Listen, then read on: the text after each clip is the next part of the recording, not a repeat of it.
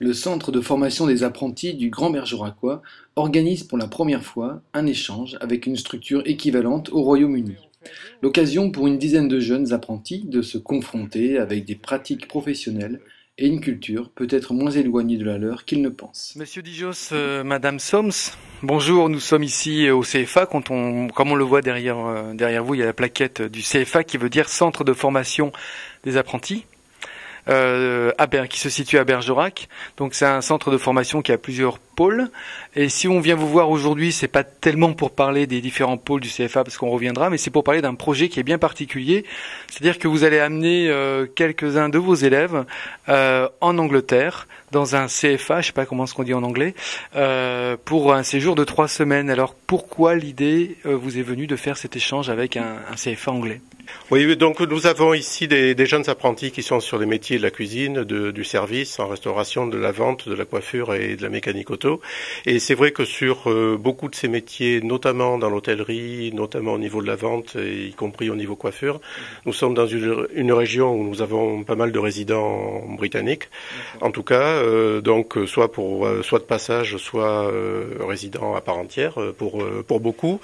Et donc il nous semblait indispensable et intéressant de pouvoir faire en sorte que nos apprentis puissent développer leurs compétences sur les langues étrangères et notamment l'anglais en particulier. Dans une structure qui ressemble à la vôtre, à Sperham, c'est ça? C'est un centre de formation des apprentis qui est aussi grand que celui de Bergerac? Alors nous avons effectivement pour développer ce projet un partenaire au sud de l'Angleterre, dans la ville de Fareham. Il s'agit d'un collège, donc le collège de Fareham, qui est un centre de formation qui développe les mêmes professions qu'ici au CFA du Grand Bergeracois, mais avec une taille beaucoup plus importante puisqu'ils accueillent de l'ordre de 3000 jeunes en formation. D'accord, vous pouvez nous rappeler combien de jeunes ici vous accueillez à Bergerac pour faire un petit peu le ratio? Alors nous avons au mieux dans les 250 personnes en formation ici, jeunes et adultes, réunis. D'accord. Quels sont vos objectifs, vous, à part il y a les objectifs de compétences de langue, mais est-ce qu'il y a aussi un objectif de mobilité? Est-ce que c'est quelque chose qui vous a intéressé dans ce projet? Alors c'est vrai que par rapport à ça, nous avons un objectif qui est lié à la structure elle-même, à savoir le fait de pouvoir proposer à des apprentis des actions qui aillent au-delà du seul champ de préparation des examens traditionnels. D'accord. Ensuite, il y a un vrai enjeu là pour le coup, de mobilité pour chacun des jeunes, notamment dans les métiers de la restauration, mais pas uniquement, puisque beaucoup de jeunes peuvent trouver des opportunités d'emploi à l'étranger par la suite. Donc ça, c'est quelque chose qui peut être extrêmement important pour eux et pour leur avenir en tout cas. Alors ça va concerner combien de jeunes et de quel pôle sont-ils, quelle formation ils suivent chez vous? Alors sur le projet de cette année, parce qu'en fait c'est une première en ce qui nous concerne, donc on tient vraiment à ce que ce projet aboutisse. Nous avons 10 jeunes qui sont concernés par le projet, donc dans les secteurs de la cuisine, du service en restaurant et de la vente.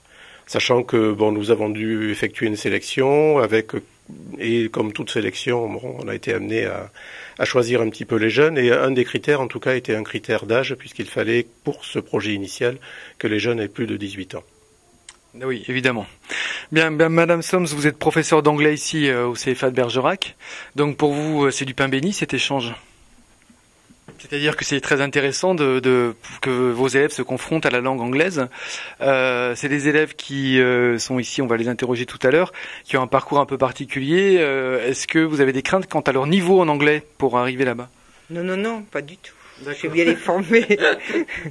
Non, c'est plutôt le manque de culture.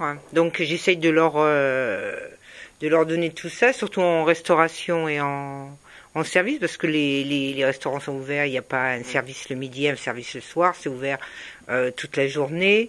Les ingrédients, les plats, parce que là ils vont se retrouver à faire des plats anglais, donc on va apprendre un peu le fish and chips, D'accord, parce qu'il y a de la cuisine anglaise, ça existe vraiment? C'est une blague, mais bon. Non, à part les fish and chips. Ça, c'est l'humour français typique. Donc, non, le problème, c'est que nous, on est un peu en perte de vitesse par rapport aux Anglais. En ce moment, ils sont très à la page. Enfin, moi, je trouve, mais bon, je suis simplement mariée à un Anglais, donc je parle. D'accord. Mais c'est vrai, non, il y a beaucoup de chefs. J'aurais montré des vidéos de Michel Roux Junior, qui est là-bas, qui fait le Master Chef anglais. Il y a Raymond Blanc qui a son restaurant. Ils ont tous des étoiles, ils sont tous étoilés. D'accord. Non, la cuisine française est très appréciée. Les serveurs français sont très appréciés parce qu'il y a une bonne formation. Ils ont commencé à faire de l'hôtellerie en Angleterre, mais ils en avaient pas. Donc ils adoraient les petits jeunes Français qui arrivaient à 16 ans, 17 ans pour travailler. Alors, vocabulaire technique, j'imagine. Alors qu'on comprenne bien, ils vont être en immersion totale pendant 3 semaines. C'est-à-dire que les cours se feront en anglais. Ils seront hébergés où? Non, ils n'ont pas de cours. Ils les ont cours, la pratique. Directement en entreprise pendant 3 semaines. Ouais. Et ils sont chez l'habitant. D'accord. Donc c'est bien. Ils vont. Enfin, je pense que ça va être oui.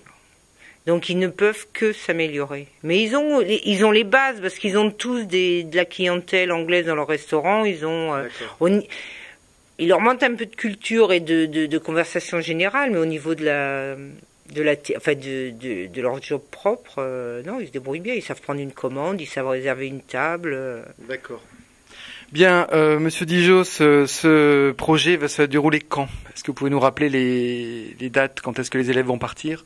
Alors ce projet va se dérouler du départ 16 février, le dimanche 16 2014, et le retour le 9 mars.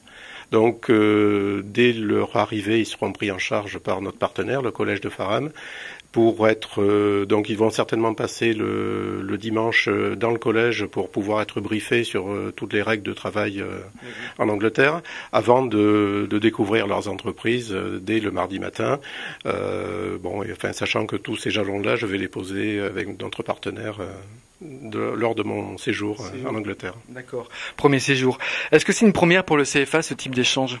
Oui, c'est tout à fait une première. Alors, sachant que là-dessus, nous sommes tout à fait soutenus par le Conseil régional d'Aquitaine, qui, par le biais, qui dispose d'une structure appelée Aquitaine Cam Mobilité, et dont la volonté politique affichée et dont vraiment le but est de favoriser au maximum la mobilité des jeunes en formation, lycéens et apprentis surtout.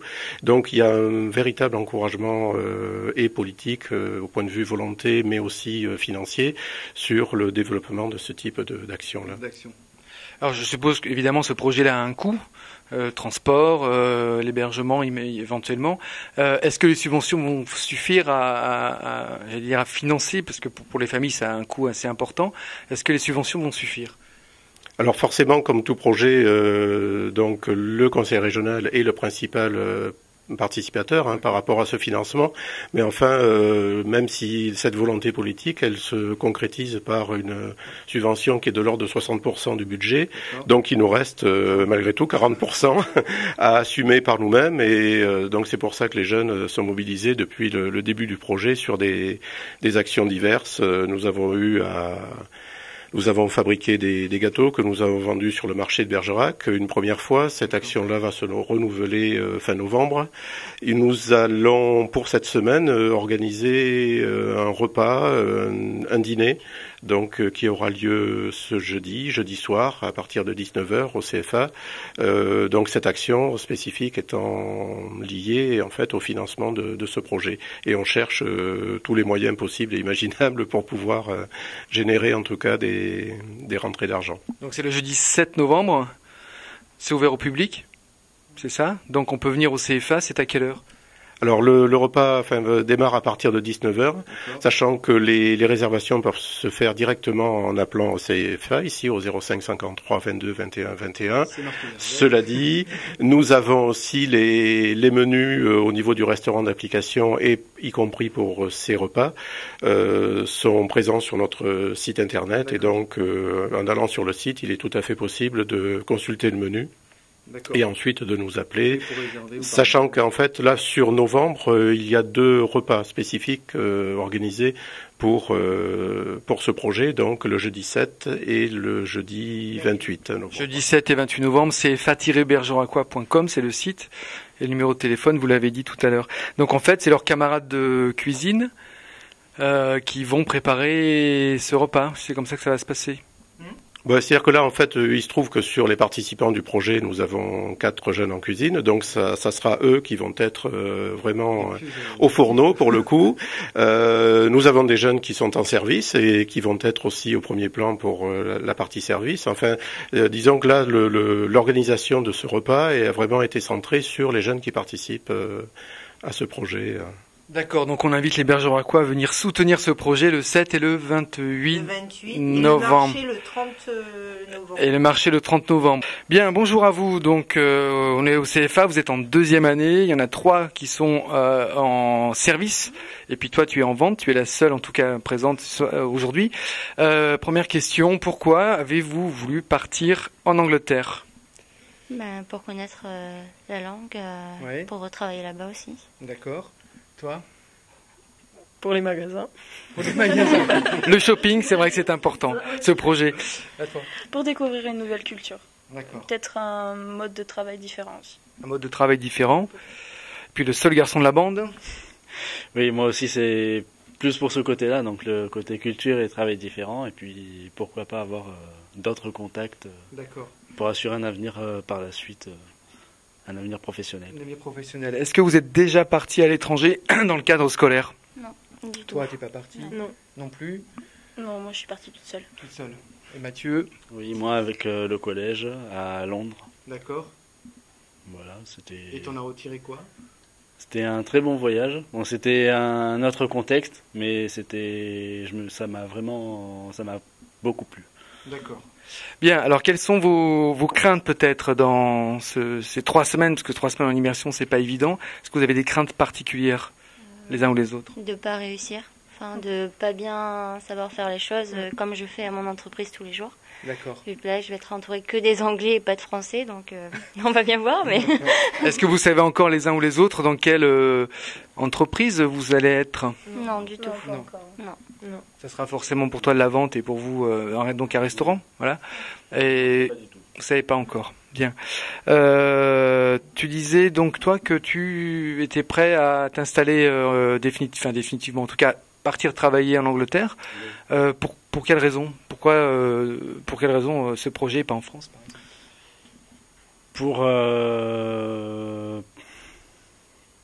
Pour pouvoir, pour approfondir, on va dire, mes connaissances, disons qu'on pour améliorer mon anglais, parce que je pense pas que ce soit en 3 semaines qu'on améliore une langue, et disons que comme c'est la première langue qu'on parle dans le monde, ça peut beaucoup m'aider et par la suite voyager, parce que je tiendrai pas en place, donc.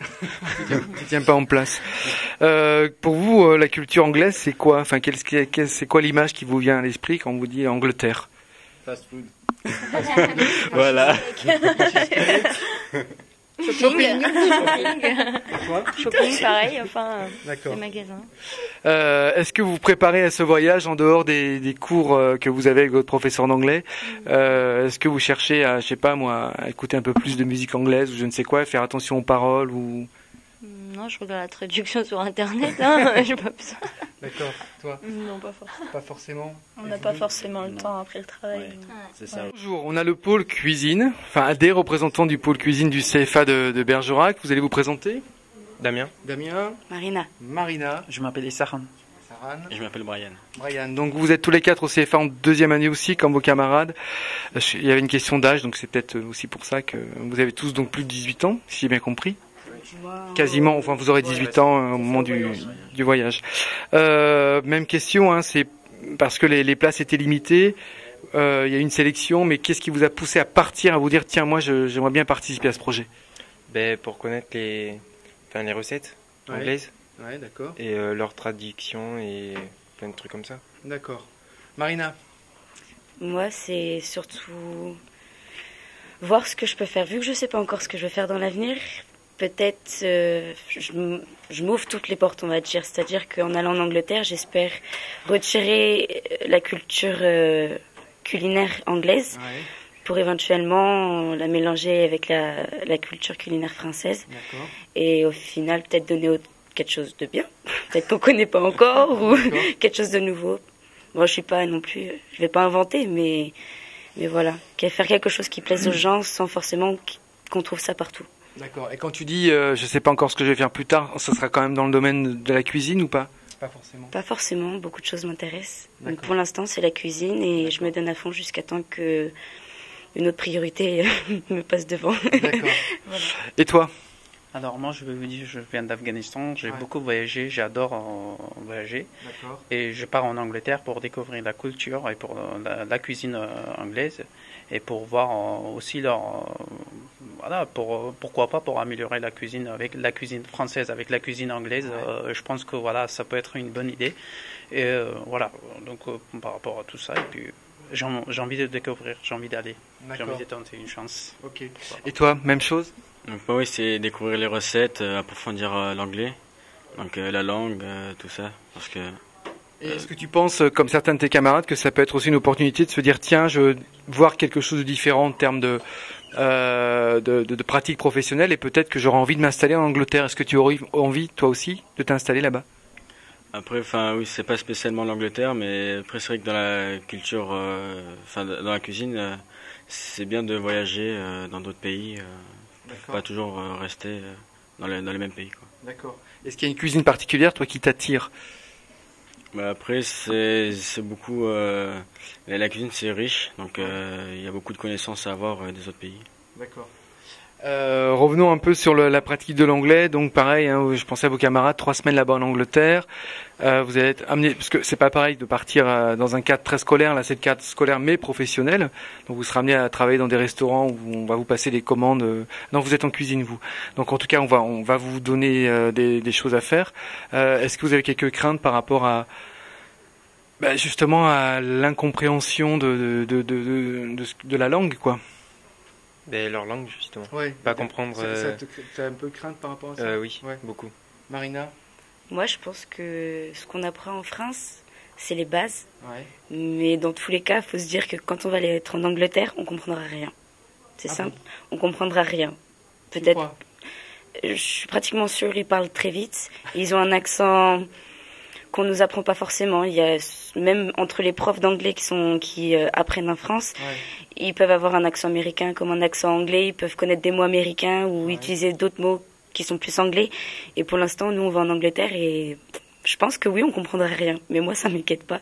J'aime bien découvrir et puis on y va. C'est pas pour glander, c'est pour apprendre. D'accord. Donc au final, voilà. Et tu parlais des profs d'anglais ici. Ils vous ont préparé correctement. Enfin, correctement. Est-ce que ils ont essayé, en tout cas, on a vu tout à l'heure des jeux de rôle. Est-ce que vous vous sentez prêt à partir là avec ce que vous avez reçu comme enseignement? Ils ont plus qu'essayé. Ils se sont beaucoup investis et ils nous ont donné des documents pour nous aider à étudier. Comme on dit les autres collègues, c'est vrai qu'on n'a pas toujours le temps, mais on trouve toujours, on essaye toujours de trouver un petit moment, même si c'est sur les heures de cours parce qu'on peut pas autrement ou autre chose. Mais oui, forcément, ils s'investissent beaucoup dans ce projet-là et c'est pour ça qu'on en fait autant pour eux. D'accord. C'est bien. Toi, tu as un parcours un peu différent parce que en Afghanistan, j'imagine que vous parliez aussi anglais, enfin que tu parlais anglais. Donc l'anglais, tu l'as pratiqué aussi à l'école, peut-être de façon plus forte que les Français, c'est le cas? Alors, quand je suis arrivé en France, oui, je parlais anglais, heureusement d'ailleurs. Et puis, donc là, c'est vrai que ça fait 3 ans que je parle français, puis j'ai tout donné pour apprendre la langue française.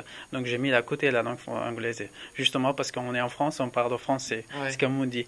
Donc, c'est vrai que ça fait 3 ans que j'ai pas parlé, ça va être une surprise. Ça va être une surprise, mais on verra. J'adore les surprises, moi. En tout cas, là, en 3 ans, tu parles parfaitement bien le français, hein, bravo. Donc, tu penses que je pense que ça va revenir très très vite. Toi, pareil, tu as voyagé. Ton parcours est particulier, mais est-ce qu'il y a une cuisine qui t'a, par exemple, t'as découvert la cuisine française par rapport à la cuisine de ton pays? Qu'est-ce qui t'a le plus étonné dans la cuisine française? Alors, dans la cuisine, c'est vrai que chez moi, en Afghanistan, la cuisine, c'est un métier c'est fait beaucoup plus par des femmes, on va dire. Parce que les hommes là-bas, c'est qu'ils travaillent d'autres choses à part de cuisine. Donc c'est vrai que quand je suis rentré en France comme ça, et puis je savais pas quoi faire. Donc voilà, quand j'ai choisi ce métier-là, et puis voilà, maintenant je suis en France et puis je fais ça. Et je me suis dit pourquoi pas aller en Angleterre et de mélanger la cuisine anglaise avec la cuisine française et puis voilà, d'apporter, de connaître un peu différents produits, les produits le produit anglais avec les françaises. Donc pourquoi pas améliorer la cuisine française et puis de partir sur autre chose. Une question que j'ai pas posée tout à l'heure, c'est une première pour le CFA, ce projet d'échange avec l'Angleterre. Est-ce qu'il y aurait une autre cuisine ou un autre pays avec lequel vous aimeriez bien faire un projet, par exemple? Question. T'as pas l'idée, pas pour l'instant, Marina? J'y ai jamais réfléchi. Après, tout est bon à prendre, je pense. Que ce soit l'Angleterre ou n'importe quel autre pays. D'accord. Alors, moi j'adore la cuisine indie en Inde parce que c'est une cuisine que moi chez moi c'est des épices. On utilise beaucoup plus des épices en matière dans tous les produits, presque tous les produits. Donc c'est pour ça que j'aimerais bien aller un jour en Inde.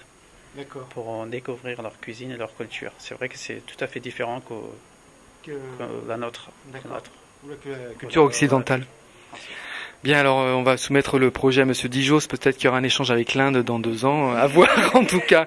Bon, en tout cas pour l'obstacle de la langue, ça ira. Pour l'anglais, ça pourra marcher. Bien. Écoutez, bon courage à vous. J'avais une dernière question. Alors, toi, pour l'Angleterre, tu sais pas, peut-être, soit Marina. Est-ce que tu te verrais travailler là-bas au Royaume-Uni comme ton collègue de tout à l'heure?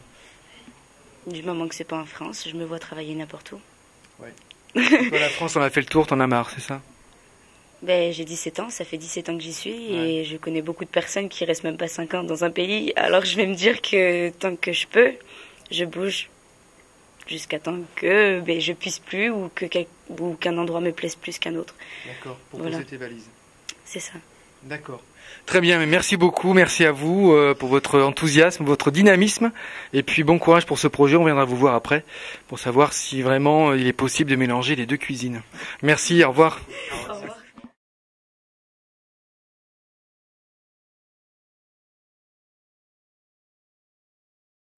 Non.